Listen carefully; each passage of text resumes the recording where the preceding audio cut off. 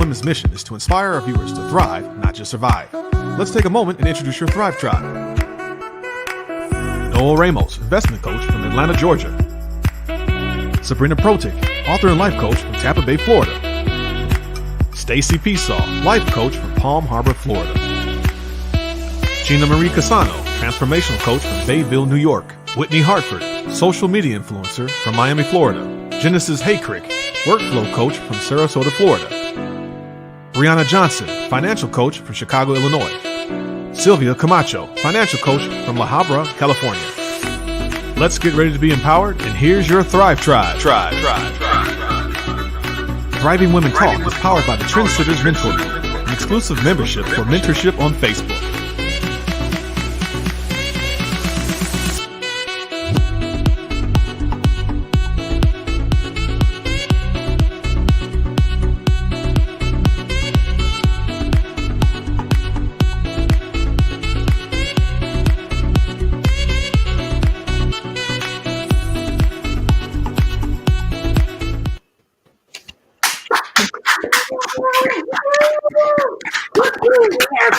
We're back.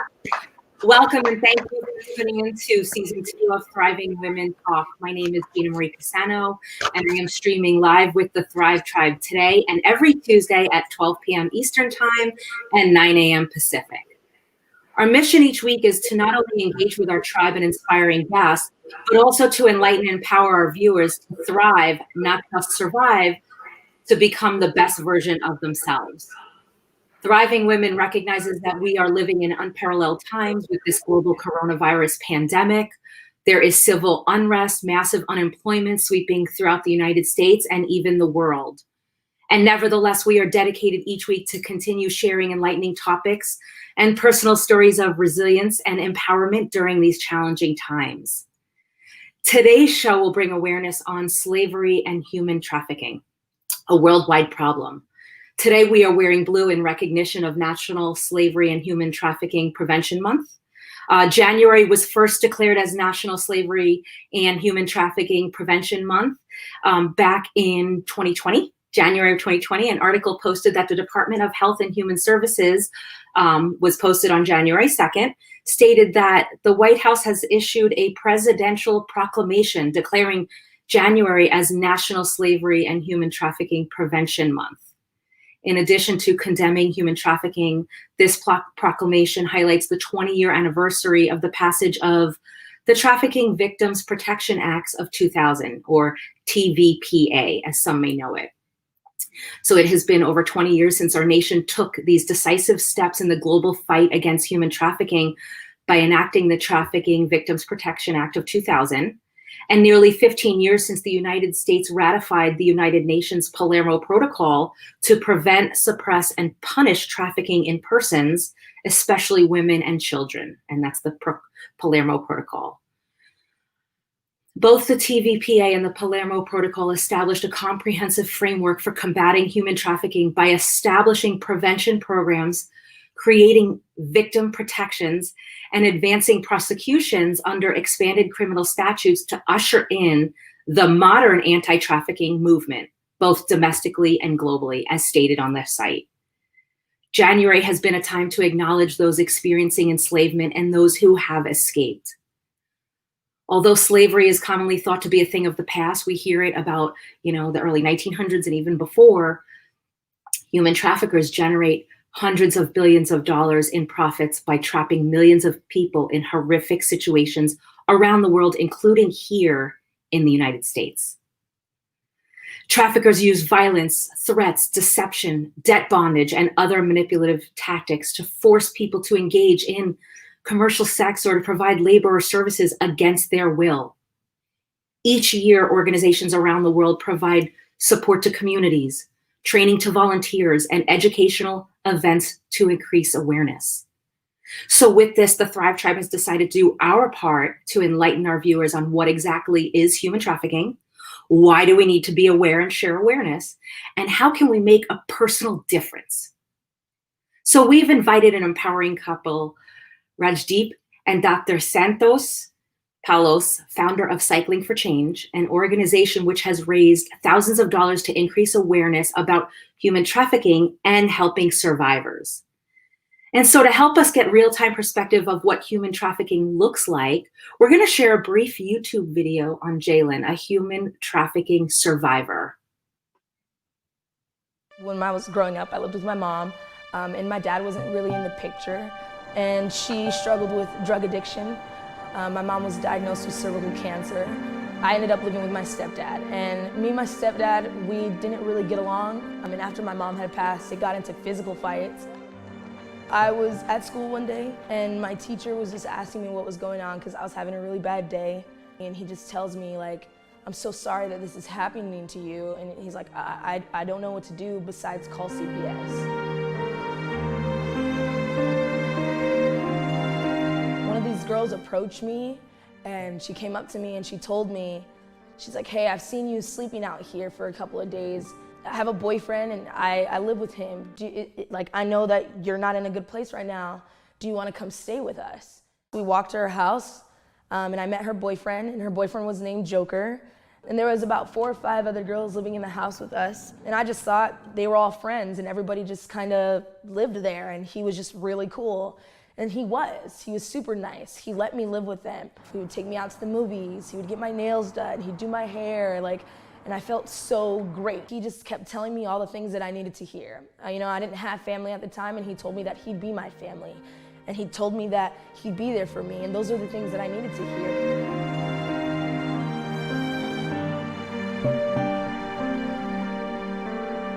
But there was this one day where he had asked me, he was like, we're about to go somewhere. Do you want to come with us? And I said, where are you guys going? He's like, just come with us. We all went out. We drove to a motel, and we get out of the car and we walk into the motel. And from that moment, I feel like I started to understand what was going on. So we go into this hotel, and there's another man in there just basically waiting for us. And Joker gets the money from him, and I watch her undress, and I watch her have sex with him. And he had told me, these are what these girls do. And he's like, I'm not asking you to be a part of this. I'm not asking you to lay yourself down with these men, but I am asking you to sit in on all the appointments that we have from now on. From that moment on, I went on every appointment with those girls. And that's when I started getting into drugs really heavy, because no one wants to do that sober. I had a mentor while I was in CPS, and she ended up introducing me to a family. It was almost unreal because of all the stuff that I had just been through, and the fact that they were there for me, and they said that they wanted to adopt me, these people that I didn't even know. And of course I said yes, because I didn't want to be anywhere else. And I felt so safe with them. And I've been with them ever since. I feel like a lot of people are like, oh, that doesn't happen here, or it just doesn't happen in our backyards. But it's funny to me because it does, and I don't like that people are so closed-minded to it. They're like, no, it doesn't happen. That's only in other countries. It only happens over there. And I feel like they just need to realize that it is happening here.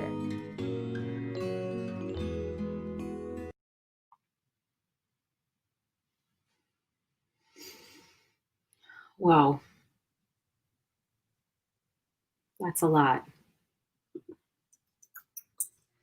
Wow, you can see there's just no one size fits all here. I mean, for what a victim of human trafficking looks like. People who are trafficked are children, they're teenagers and adults of all genders, and they come from cities, suburbs, rural areas. And I know even for myself, I after I did the research here for this segment today, I was blown away how really close to our own neighborhoods it really is.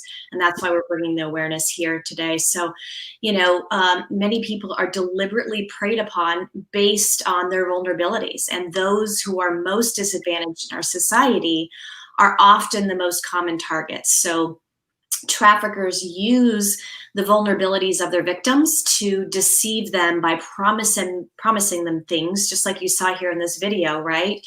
Maybe things that they might be longing for, to feel like they're loved or feel like they belong, right? And just, giving them false economic support and providing them emotional support as well. So according to the Human Trafficking Hotline, runaway and homeless youth are extremely vulnerable and they have a high risk of being trafficked.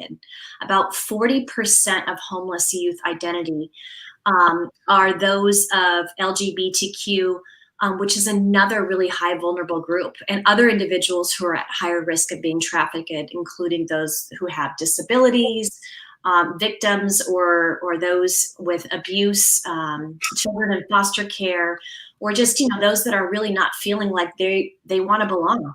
And as many trafficking survivors also experience what's referred to as the Stockholm Syndrome, which is where a victim develops a bond with their abuser through the trauma they endure. So this is a heavy topic, but the more that we can learn about this and share, the more we're going to be able to discover it for ourselves and be able to help our own community and those around us. So Sabrina, please share with our viewers how widespread human trafficking has become in the US and also in the world. I think you're muted as well, girl.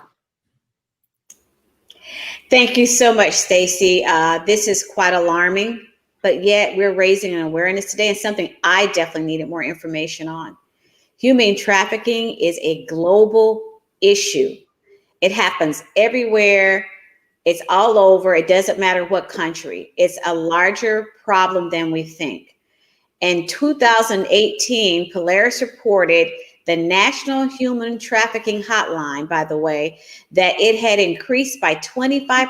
It's like the more educated we become, the bigger this problem gets. There's almost 11,000 cases and over 23,000 survivors. That is a great number of survivors that have been identified. Almost 15,000 of these were young survivors of sex trafficking. And this is not just in the United States. Women and young girls are disproportionately at higher risk of being trafficked and they're among 99% of the women population. 99% of that is sex trafficking as of 2016. This is an epidemic. The trafficking of our children, it's almost alarming. The National Human Trafficking Hotline received 10,949 cases in 2018 alone, with some 2,378 were minors. These are our children. One report found that 50 to 90% of the children were among victims of child and sex trafficking have been involved in what we have entrusted our children to, child welfare services. That is alarming. Most of the sex trafficking victims are recruited through intimate partnerships or family members. Beware, many traffickers prey on people's vulnerabilities, as we saw in that video, creating a false sense of security or love, or, promising them that they're going to be safe. That's going to be to the contrary. While human trafficking may seem like a problem that's too large, maybe we just can't do it. Well, that's not true. There are steps that we can take. These are baby steps, but still there's steps that can lead to solutions. Something we can all do, which is what we're doing on this show, is to raise awareness of our societal issue and to encourage others to join in our efforts, your efforts, to help combat this problem, which is, it can be too difficult to detect if it's too late. There are so many early warning signs that we need to be educated on and need to be aware of. Understanding the signs of human trafficking and raising this awareness of the issue are only just a few ways that we can take upon ourselves and as a society to help block and stop this problem. Noelle, do you want to cover some of those warning signs with us? I do, Sabrina. Thank you so much for allowing me to speak today. I mean, those numbers are staggering, and those are the numbers we know about. I mean, just imagine the ones that we don't know about that haven't come forward. But Sabrina, we have looked up some of the signs from the National Human trafficking hotline, and it's given us a look out. It's a lookout for what we can think that if someone may be a victim. So we need to look for some of these signs. Some of them is having someone speak for them and information being provided by someone that has been accompanying them. So if you see someone who's not speaking for themselves and they're just kind of sitting there allowing other people to speak for them, that's one of the signs. Showing signs also of being physically or emotionally controlled and losing control of just their own personal documents. You know, us women, we keep our personal documents, our licenses in our purse. And if someone else has control of that's another red flag. Having very few or personal possessions or being able to leave their home or workplace. That's another sign to look for. Not knowing where they are, not knowing what city or what state or even what the date is. That's also some more signs. Having bruises, having broken bones, and even looking for those scars. You know, we may not think about scars so much, but look for those scars that may be there, maybe signs as well on the physical appearance. And just the fact of them feeling helpless, feeling ashamed, feeling guilty, just feeling humiliated. And also them being isolated from friends and family members and just seeming emotionally numb or detached. We want to look for those signs. I mean, what's the worst case scenario? We're wrong. Best case scenario, we're right. And you looked for those signs and you were able to help somebody. So I want to reach out to Genesis. She has 4 children.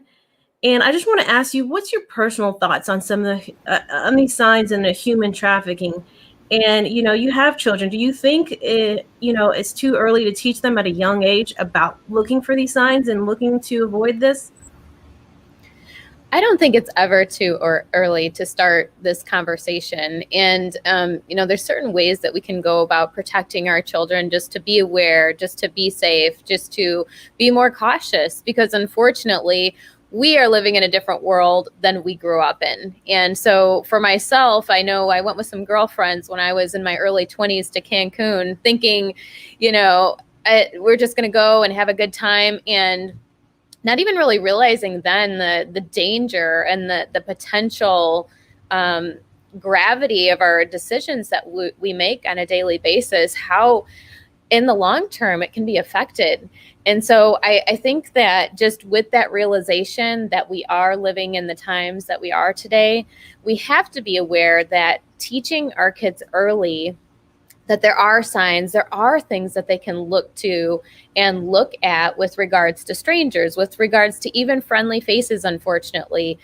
We just have to create that awareness. And that awareness in and of itself is going to create that barrier and that protection for us to, be more reflective on how to proceed in making difficult decisions. And sometimes, as a mom of 4, it is difficult because when we're in public places, I'm trying to look in all different directions. Where are my kids? What are they doing? And as a mom of 4, I do feel like in order for me not to be worrying all the time, I have to put those measures into place so that that awareness is there.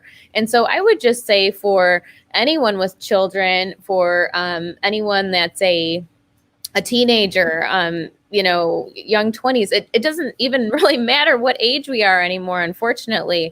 This can happen to anyone, and even someone such as myself or anyone in Thriving Women Talk. We all could be potential victims of this because there is so much of this happening in the world.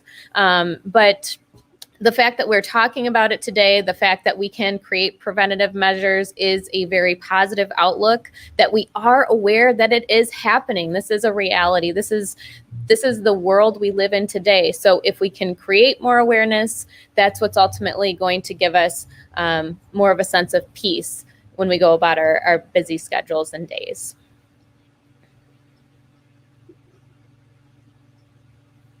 Absolutely. Thank you. There you go. Thank you so much, Genesis. While human trafficking may seem like a problem too large to solve, there are steps that we can all take to have an impact and actually make a change. So what do we do? How do we help? Something we can all do is raise awareness of this global societal issue and encourage others to join our efforts. Let's talk about it. Let's ask questions, have conversations. Let's find out more. Let's spread the awareness so everyone knows what to look for and how they can help. And so when we come back from our sponsor break, we will introduce our thriving guests that have invested their time, money, and energy to make others aware around the world of human trafficking.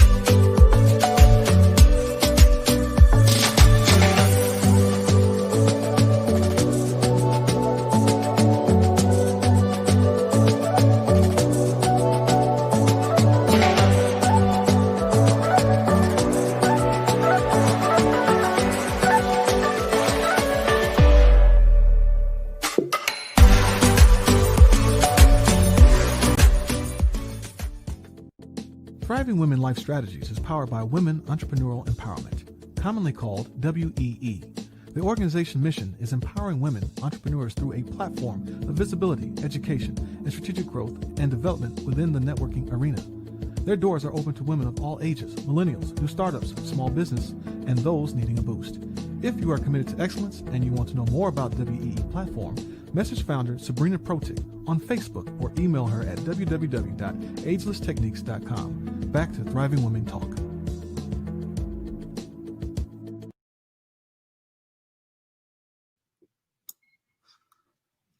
Welcome back to Thriving Women Talk. We have talked about why we need to be aware of human traffickers and how they prey on people's vulnerabilities by creating a false sense of security and love for their victims. And we want to thank Gina for inviting our two guests today. We have Rajdeep and Dr. Santosh Palos, founder of Cycling for Change. This is an organization which has raised thousands of dollars to increase awareness about human trafficking and helping survivors. So Rajdeep and Santosh are game changers, and I'm really, really excited to be able to have them here with us today. Raj is a self-published author of the novel Swimming Through Clouds. She has won several awards in the young adult fiction category in 2012 and received an Indie Brag Medallion in 2014. In fact, an editor at Amazon featured her book on Amazon's homepage and stated, "Swimming Through Clouds is a tough book. It is about hope and kindness, but it is also about child abuse, human trafficking, domestic violence, and the isolation that can be part of immigrant life. Despair and cruelty haunt its pages. Raj's most heroic character finds the strength to be compassionate at moments when it would be much easier to stand by and do nothing." So Gina, can you give us some insight on how Rajdi and Dr. Santosh got started? Yeah, absolutely. So Dr. Santos saw a presentation on human trafficking and realized that his 4 daughters were of around the same age as many victims that he saw in the presentation about forced labor, commercial sexual exploitation, and sexual slavery. And so he took it upon himself. He joined a team and biked across the country to raise funds and awareness about human trafficking.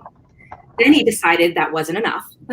So he created Cycling for Change, an organization which has raised more than $55,000 to increase awareness about human trafficking and help survivors. And yet still he wanted to do more. And so after talking with senior leadership at Northwell's Huntington Hospital, he assembled a team to create the first Northwell Health and Human Trafficking Response Program to identify and assist human trafficking victims and care for survivors. And to date, the task force has trained more than 2,700 caregivers So welcome, Rajdeep and Santos. Thank you so much for taking the time to share your journey and this empowering message. So how are you thriving today? Thank you so much for having us on the show. Yeah, thank you so much for having us. Absolutely. So we would love to start a conversation with our picture interview, right? Our producer found 5 pictures on your Facebook page that tells us the story about your family and your mission. And so we'd love to get your thoughts on each picture and how they've empowered you to thrive during this global pandemic and to continue to educate the world on human trafficking. So the first picture, let's see, just waiting for the pictures. There you go. So how did you guys meet? Well, we met playing basketball. Yeah, I was guarding and Yeah, we literally met playing basketball. We were at a college group that was meeting up in Chicago. I was going to school down in Miami at University of Miami, and Raj was living in Chicago at the time, and the young adult group was meeting up at my cousin's future wife's house, and so we were playing basketball there, and that's at least my side of the story. How did you propose? We both like waterfalls, and so I proposed in Chicago, and there was no natural waterfalls, so I found a restaurant that had a waterfall across the street. he totally tricked me. He said that his new job was having a meet and greet for like all the new employees, but it was really formal and I needed to dress up, and he asked me if I could wear a sari, which I barely knew how to tie together, and but I was like, okay. So I went, and then all of a sudden he's like, it's just us. How exciting. Nice. So let's go to the second picture. There you go. Rajdeep, what was your passion after college, and who inspired you to write 3 books? Sure. I've actually always wanted to be a writer. I'm very grateful that my parents supported me in that journey, and studying English literature. And but life doesn't always go the way you think it's going to go. So got married, had a few kids, 4, and slightly. When Sarah, our youngest, was about 5 years old, my husband said, hey, what do you want to do? You want to go back to work? You want to go back to school? I was a teacher at the time. And I said, well, I'd really love to give the writing thing a shot. And so I think my inspirations just come from just books that I read. And I just love stories. I think stories are just like the things that people remember. And yeah. I love it. Sharing stories is so important, right? Let's go to the third picture. Let's see what they found. All right, let's see. Let's give it a moment. All right. There we go. So is that your 4 girls? Tell us about that picture. Well, it was, I guess, I feel like Raj would know the story behind the picture. She was making a pretty cool Halloween costume. So yeah, I definitely would not say I'm like Martha Stewart level or like super handy, but this one year, I tried to do little themes with the girls, and this one year we decided to do M&Ms. So just got some fabric and kind of picked, at the time, these were the girls' favorite colors, and just had a little fun with it, and remind us how sweet life can be. M&Ms. I love that. They're adorable. That's a great picture. That was a good year. They appear like they're close. What's your secret to successful parenting? I don't know if we have a secret. I feel like we're still learning. The kids are older now, and it's amazing how much they actually teach us. So we've always tried to be just really transparent and honest with them, and just very straightforward. So when I feel like, every family's got their own drama. And so whenever we've had drama, we try to just be honest with them as to like why things are the way they are. Just kind of point out to them that, fast forward 20, 25 years, you guys are going to be in this situation. So how do you want to prevent that? and then just have some honest conversations. And sometimes it's a little bit uncomfortable. I feel like they call us out on things and say, you know, that's not fair. You can't say that to mom. And I'm like, I guess you're right. So yeah. You know, one of the things that I love is that, you know, you go about it and asking them, right? You're asking them, and that's like leading by example. It's mentoring, it's coaching, it's getting them to think for themselves, right? Mm-hmm. Instead of just telling them what they should do or feel or think. Or so as a coach myself, I love that. So what was your passion, Santos, after high school, and who or what encouraged you to become a doctor? Yeah. You know, I have people in my family who've been in medicine. My mom's a nurse. My oldest brother is a physician. My dad's dad was a doctor. And so I feel like there was always that kind of heritage and kind of traditions in the family of people going into medicine. Honestly, in high school, I actually didn't want to go into medicine. I kind of wanted to not do it because my brother was a physician. And so I didn't want to kind of follow in his footsteps. I wanted to blaze my own trail. But, you know, the more I just saw him and saw what he was able to do through his position as a physician, I kind of felt like I wanted to do the same, and found myself just going into the same field. And then I said, well, I'll be a physician, but I'm not going to become a family medicine doctor because my brother's a family medicine doctor. And sure enough, I became a family medicine doctor. So sometimes the things you try not to pursue or not to become, you end up finding yourself becoming. But yeah, I have always just had a passion and a heart to want to, sounds cliche, but to help others. And so that was where I found myself gravitating towards in my career. Nice. Thank you for sharing that. So how did you, as parents, right, you're both busy, you've got a lot going on. It seems to be that you like to help others and create awareness. How did you inspire your girls to join the Cycle for Change movement? I mean, they were very young when we started. You know, we started talking about it in 2013. We started the organization in 2014. So they were really young, and they just kind of came alongside us and, you know, would bike with us when we would do our events. And it was just, as a family, we did it together. You know, when we biked across the country from Washington State back to Long Island, and you know, it was just the kids and us, and they were just a part of it from the beginning. And in any way that they could help out, they were, to their best ability, they helped out. And so I think they saw what we were doing. They saw the evil of trafficking and kind of what was going on. And I think when you talk to them now, they didn't totally understand what was happening back then.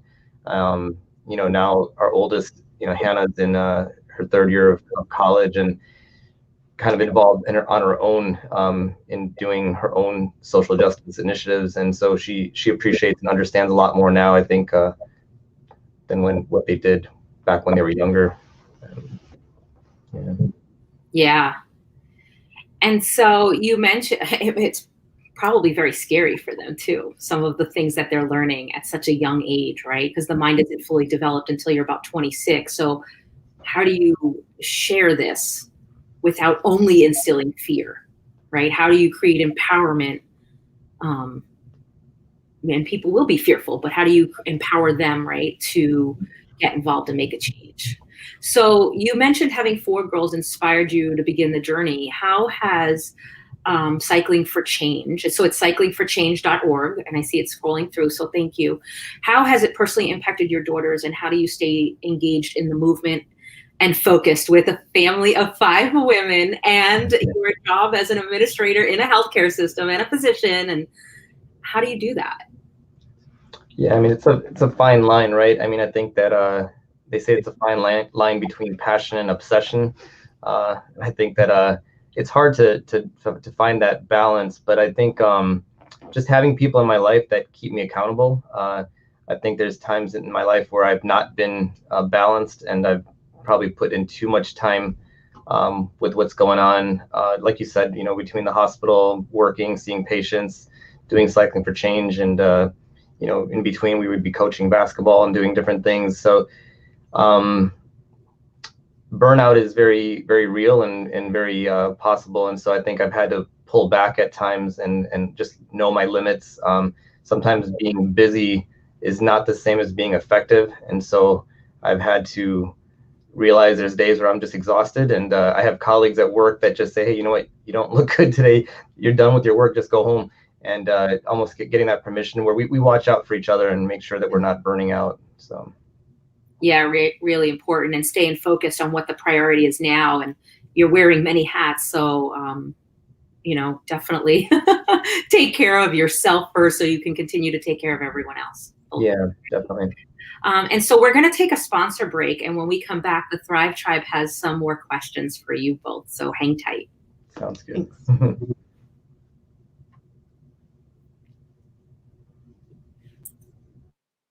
Hello, Cycling for Change. My name is Stephanie Simpson, and I'm a part of the team at Restore NYC. And for those of you who don't know Restore, we exist to make freedom real for survivors of trafficking in the United States. We do this by providing comprehensive services that support survivors in different areas of their lives, such as housing, safe jobs, counseling, and case management. And as you can imagine, COVID-19 had a devastating impact on the survivors we serve. Over 80% of the women in our economic empowerment program lost their jobs because of the pandemic. I remember speaking to one survivor as she said, I'm considering going back to my trafficker because I don't know what I'm going to do to pay for food. I need to survive. I remember that desperation and that fear in her voice. And that's why we launched our Relief and Stabilization Fund, where every single dollar donated went directly into the hands of a survivor. And we're so thankful for partners like you at Cycling for Change who have been generous supporters of our Relief and Stabilization Fund. Thanks to you, survivors of trafficking in New York City are able to have food and continue paying for their rent and continue rebuilding the life intended.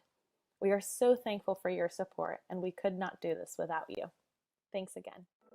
For more episodes of the Thriving Women Talk Show, visit the Mindshift Coaching Services YouTube channel and subscribe. Experience the shift with transformational coaching through Mindshift Coaching Services. Our expertise is in mindset, habit, and behavior change, providing total support and accountability. Together, we will transform your pain into power using transformational coaching method techniques to guide you towards creating a clear vision and purpose while aligning your actions with your goals. To learn more, visit mindshiftcoaching.com. Now, back to Thriving Women.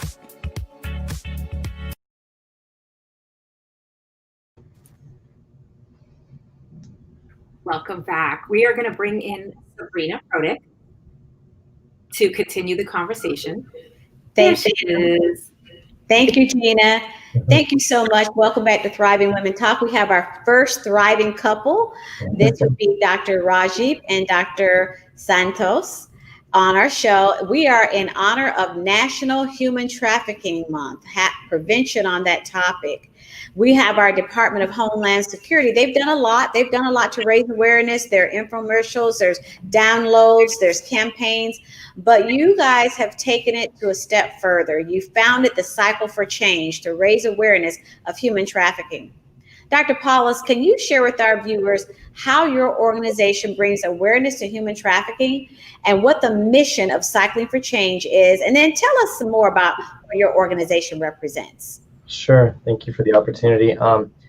Cycling for Change, our mission is to raise funds and to raise awareness to help fight human trafficking. That's at the simplest level of what we do. We raise funds and then we provide those funds to organizations that are on the front lines that are actually impacting the lives of trafficking victims, survivors, and those that are at risk of being trafficked. And so this last year, we raised funds for Restore, who you just heard from, and then also for NOMI Network, and also International Justice Mission. Those are the three organizations that we supported in this last year. Since we started, we've actually contributed to about a little over $110,000, $117,000 towards these organizations, and that's kind of our mission with Cycling for Change. That's what we do. Yeah, I did a little research and read up a little bit. You cycled across the country, I think, and raising this money, and I can't even go 2 blocks. On my bicycle, that was a huge undertaking, but it shows your conviction, and it does take money to get the awareness out. These feeds and videos and programs, there's money, training and teaching, as we talked about today, how you've trained, well, I read on the site, 2,700 says up to like 3,000 Yeah. people, right, in the prevention. And again, will you share with us how many victims, potential victims? Yeah, so I work at Northwell Health here in the New York area, and we started the Human Trafficking Response Program, which we renamed the HEART Program, which stands for Human Trafficking Education, Advocacy, Response, and Training. And through our efforts so far, we've been able to identify 16 victims of trafficking and be able to connect some of them to resources. It's always, you know, a situation where I always talked about with my healthcare colleagues and providers is that we want to establish trust and rapport with victims. And sometimes we'll be suspicious and then people won't disclose. And so we just want to establish trust and rapport. So we had a patient that had come through labor and delivery and did not disclose. We were suspicious, but you know, she didn't say that she was actually being trafficked. A month later, she came back and she accepted resources. So that's kind of what we want to do. We want to establish trust and rapport, so that way we can be a medical safe haven for victims and those at risk of trafficking. So that way we can connect them to the resources that they need, whatever that might be. Thank you so much. This is the awareness that we need. I'm going to bring in one of our co-hosts, Genesis Hay Creek, and she's going to ask you a couple questions, at least one. We'll all get a chance to ask you some questions. Thank you. Well, thank you so much for being on the show today, Dr. Paulus. We really appreciate you being here. And gosh, what a fascinating conversation we are having here. So enlightening, so important for us all to get more information so that we can spread this awareness. Mm-hmm. So most people think of human trafficking as just sexual predators. Could you share some other forms of human trafficking and why do we need to be aware? And finally, what story impacted you the most of human trafficking? Yeah, I mean, a lot of times we think of sex trafficking as synonymous with human trafficking, and that's not true. Sex trafficking is one form of labor trafficking. So there's many areas where labor trafficking occurs. It happens in agriculture, it happens in the hotel business, and massage parlors, happens in the restaurant industry. There's so many different areas. So depending on where you live, it's going to look different. And so,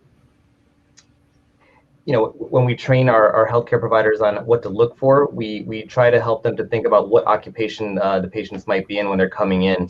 And so that helps them to hone in on specifically what it might look like for that person. What was the second part you had asked? I just was wondering, what story impacted you the most of human trafficking? Yeah, I think, and there's many that come to my mind. One that I think of is the story of Chandra Wolaruntu. She was one of the first survivors that I had met. Just an amazing person. She had shared her story at our first trafficking symposium, as well as when Cycling for Change had come back to New York. She was there and spoke to the media when we came back to Long Island. And you know, she was a very successful woman in banking, in the banking industry in Indonesia, and was doing well. She had an opportunity to come to America and come to Chicago for a job offer, and so that was the reason why she came. And so, but when she landed here at JFK Airport, had kind of gotten moved between multiple vehicles, and she knew right away something wasn't right. She ended up getting into a trafficking situation and was able to escape. I believe it was several months later.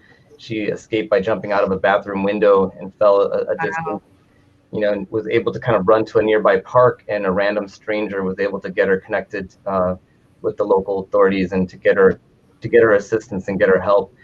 And you know, we have all kinds of misconceptions as to like who would get involved in a trafficking situation. And you know, at the simplest, it's the exploitation of people for profit. And there's always some level of deception that occurs as to how people get into the situation that they're in.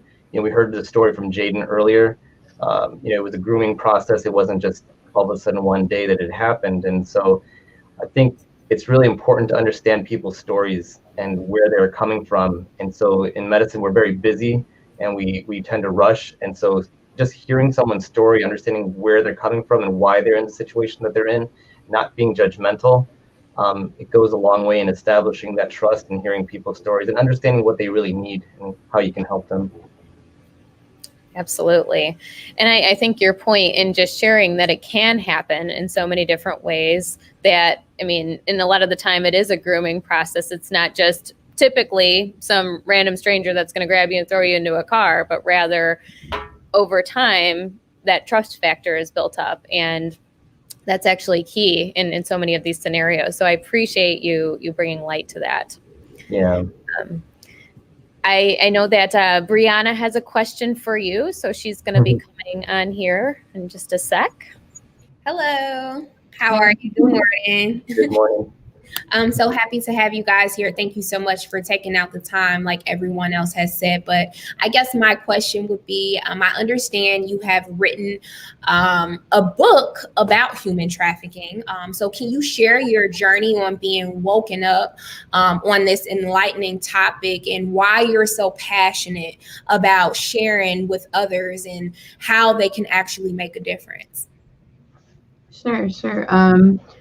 You know, I love telling stories, and I think, like I said before, stories I think are the ones, that's what people remember. You know, after you meet someone, you remember something. Like a story has a long-lasting impact, and I think a story can just entertain, but I think you can also do more with a story. You can educate, you can bring awareness. And when I wrote Swimming Through Clouds, I wanted to just tell like a simple love story, but as I started to kind of explore the characters and maybe what their background was and what their parents had gone through, I found a deeper story that, you know, I wanted to tell and bring some awareness, you know, about human trafficking to the younger generation, because first of all, they're often the victims of human trafficking, but also they're the upcoming generation that can actually make a difference. And I think, yeah, did I answer your question? Yeah, that did. It makes sense.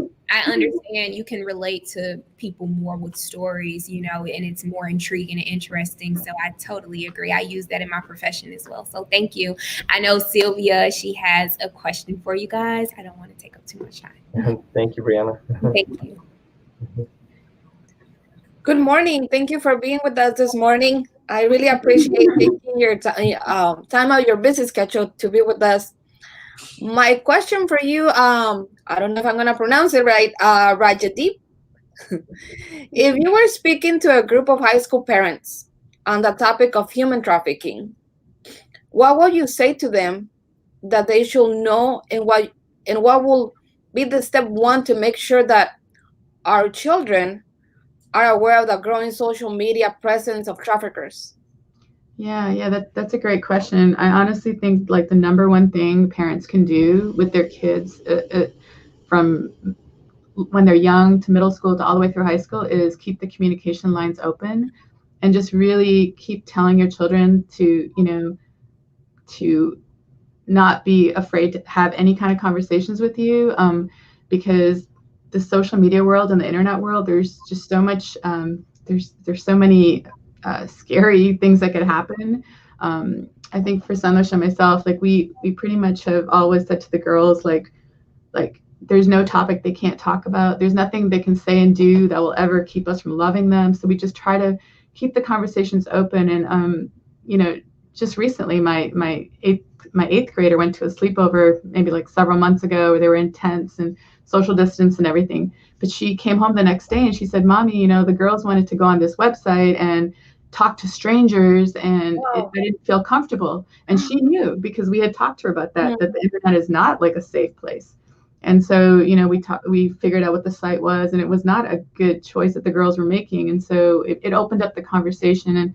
And I think that's really the key, is to keep those communication lines open so your kids are talking to you, and that'll prevent a lot of terrible things from happening. Yes, that's true. I don't have kids myself, but I see my nieces, and I always go like, hey, if you don't know someone on social media, don't don't talk to them. I'm always like, who are you talking? Who are you talking? Or who are you asking? Or da da da da da. And they're like, chill. I'm like, no. I'm like, something's going on. You have to let us know. I'm like, we have to be aware of the situation because you don't know who's behind. Sometimes they can say, oh, it's a girl, but you never know. So we have to be aware of the situation. I think also Whitney has a question for you guys too.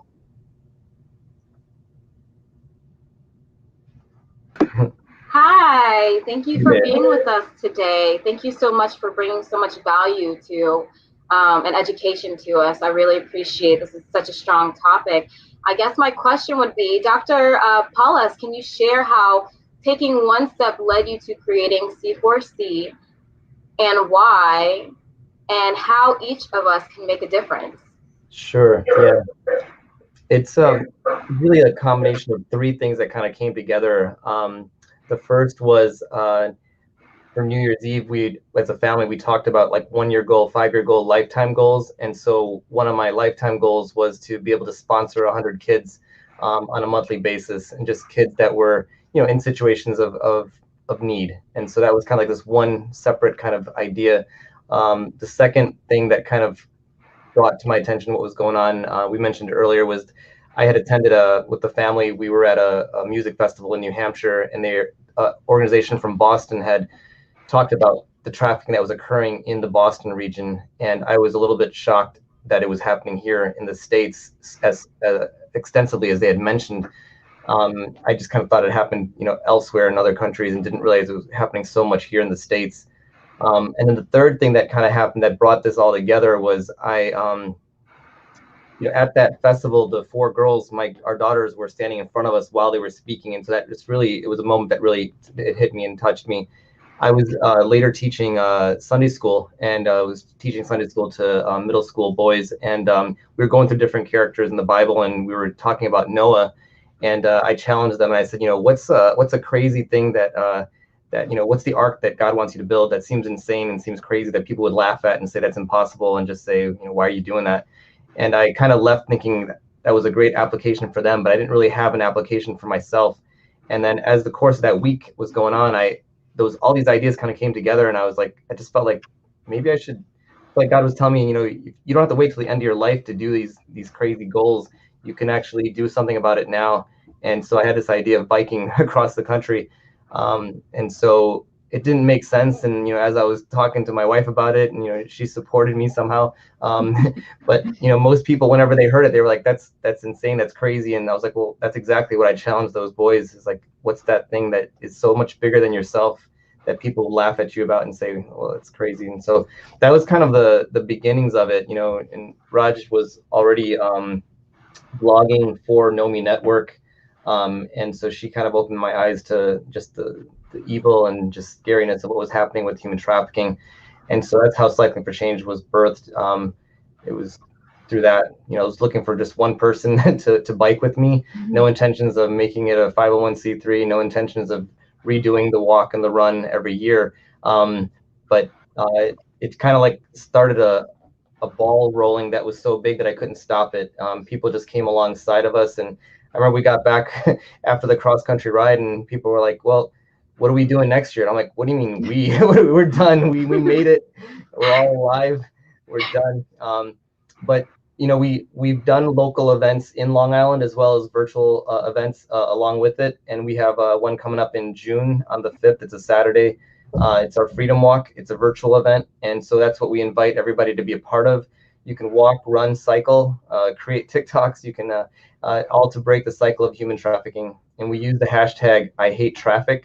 Hashtag #IHateTraffic. And so we encourage people to post pictures on social media, just of them walking, running, cycling, and using the hashtag #IHateTraffic. And that's kind of our call to action for everybody to be a part of Cycling for Change, because we know that through our efforts that we can offer hope to those that don't have hope, because we feel that hope changes everything. And that is so amazing. And everybody, you know, if you have the time, you know, make a change. You know, if you want to get out there, I definitely think it's a great opportunity for people to not only get information, but to make a change too. And like yourself. So thank you so much again for being on this show. I'm going to pass this on to Noelle. I think she needs to speak with you guys about some things. Sounds good. Thank you, Whitney. Yes. So, Dr. Paulus, you're a family doctor in New York, and you and Raj have been raising 4 beautiful girls. If we could see a picture of those beautiful girls. There they are. Oh, what a beautiful family. I can only imagine that human trafficking just keeps you up at night. So, what are some things that we can start today that can make a difference in partnership with Cycling for Change? Yeah, I think, our mission is to raise funds and raise awareness. So, people can get behind both of those efforts. It's important to educate yourselves as to there's a lot of misinformation out there. And so I think getting accurate information, you guys just passed the National Human Trafficking Hotline number below, and Polaris Project, they're the ones that run the National Human Trafficking Hotline. They have a lot of great information on their website. So that's a place to go get awareness and get educated and share that with other people. There's a lot of disinformation going out. And so it's important to fight that with real truth and accurate information. And then the other way is to be a part of our movement. I mean, it's a global movement. We want people to walk, run, and cycle to break the cycle of human trafficking. And, no distance is too short. You can walk and run from anywhere you are, any distance, any location. And so, I was just going to add, we can't all be on the front lines rescuing people in trafficking or helping them get restored, but we could raise money and give it to organizations like Restore and NOMI and IJM that are on the front lines. And so in a sense, we all do a little something, a lot of little somethings add up. Right. So I want to thank you both, Raj and Dr. Paulus, for sharing and caring so much and bringing this awareness to many of our Thrive Tribe women who weren't aware as much, and our listeners today. So is there anything that you would like to tell our viewers, one last thing before we wrap this up around the world? I would just say stay tuned. We're looking for partners around the world. So, if you want to have a little group, you can walk, run, cycle by yourself, or you can have a small group and do it together. Obviously, with COVID going on, we want everybody to be socially distanced. So if you do it in packs of your family or friends, however you want to do it. But yeah, we can get creative and make a difference. And I think that if we all do it together at the same time, we make a bigger splash. So. Amazing. Thank you so much. We can't express our gratitude of just the awareness you have brought to us today and our listeners. So right now we have to pivot though, and we are actually going to take a virtual visit to Remedy Salon and Fitness Club in Illinois. If we can get some advice on the new trend boxer size. So if we could bring Farrah Bledsoe and Bryce Sanders, they are fitness coaches, along with Sabrina onto the screen, that would be great. Oh, awesome. So I just want to reach out to Sabrina. I know last week we discussed human trafficking, and I just want to continue this week. I'm sorry. For this week, we discussed human trafficking, and last week we discussed other things, and I just want to bring Sabrina on to discuss that. Sabrina, you're on mute. Thank you, Noelle. This is a very sensitive topic. Perhaps we can do our boxer size next week. We were so interested in seeing that. They'll join us next week. But we do want to give them a shout out. That's Remedy Salon and Fitness Club. They're in Illinois, and they have a new trend called boxer size. They'll be sharing that with us hopefully next week. Can't wait. Get in there and get a little exercise. But what we do want to say is today was a very empowering show. We talked about a very sensitive topic, but I think the one thing that came out of this is awareness. We all need to be more aware of the signs before they get to a point where it's almost unrecoverable. And we've heard some great results on how our doctor here has been able to identify and help victims. So we're very, very thankful for the doctor and his wife to be on our show today. And what we want to do before we end the show and thank everyone is we want to bring Sylvia on to give us a summary in Spanish. Thank you, Sabrina. Muchas gracias. Bienvenido al podcast Hablando con Mujeres Prósperas. Este podcast está diseñado para alentarle, equiparle y capacitarle para el crecimiento y el éxito. El podcast Hablando con Mujeres Prósperas está afiliado a Translator Mentor Group, una membresía exclusiva para mentoría. El día de hoy tuvimos un tema muy candente, muy fuerte, pero es para traer conciencia a ustedes, nuestros oyentes. Gracias por sintonizar nuestra segunda temporada Hablando con Mujeres Prósperas. Estamos en vivo con la tribu que triunfa. Nuestra misión cada semana es conversar con nuestra tribu y nuestros oyentes. Estamos viviendo vidas muy paralelas con esta pandemia, ¿verdad? Nuestro tema candente, como ya les había comentado, es: ¿usted está al tanto de tráfico de humanos? El reconocimiento a la esclavitud nacional de tráfico de humanos, estamos vestidas de azul. El mes de enero se ha declarado el mes de la esclavitud nacional y prevención de tráfico de humanos. Nosotras, la tribu que triunfa, ha decidido hacer nuestra parte y tomar conciencia del tráfico de humanos. Y tenemos que estar al pendiente de las personas a nuestro alrededor. Nuestras anfitrionas, Stacy, Sabrina y Noel, hablaron cómo se puede prevenir el tráfico de humanos. Cuando una persona está muy callada y alguien más toma la iniciativa por ellos, habla por ellos, tiene sus documentos personales, es que algo está pasando. Tenemos que tomar mucha conciencia. Gina Marie Casano entrevistó a Rachel y Dr. Santos, fundadores del Ciclismo de Cambio, donde han recaudado más de $55,000 para ayudar a estas víctimas de esclavitud y a los sobrevivientes. Entonces, tenemos que estar al pendiente de las cosas, de las cosas que están pasando alrededor, porque el tráfico de humanos es algo muy fuerte, especialmente en estos tiempos donde las personas se toman vulnerabilidad de la persona para hacer sus cosas y hacer tráfico de humanos. Les quiero dar nuevamente las gracias por sintonizarnos y por emprender el viaje de escuchar Hablando con Mujeres Prósperas. Les deseo un excelente martes. Regresamos contigo, Sabrina. Sabrina. Thank you so much, Sylvia. We always enjoy that part. We want to bring all of our co-hosts on with us as we give our gratitude today for all of you, our listeners. We want to give special thank you to Raji and Dr. Paulus, founder of Cycling for Change. Wow, just powerful information. An organization with a mission to increase awareness about human trafficking and helping survivors. We'd like to ask them if they're still out there. I think they kind of told us how we could find them. Again, real quickly, how can we find you? You're Cycling for Change. Dr. Paulus, you're on mute.